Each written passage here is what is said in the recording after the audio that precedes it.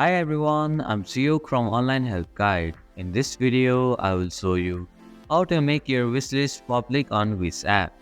Making your wishlist public allows others to see your saved items and share your preferences.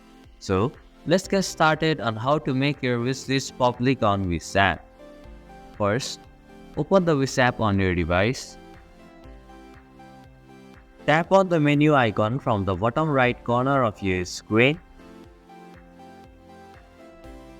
Now, tap on the View Profile option from the top left corner of your screen.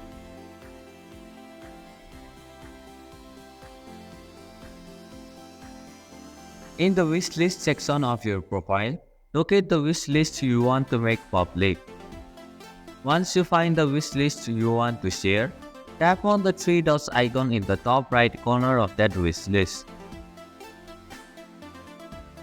Finally, a menu will appear with different options. Tap on the Make Public option.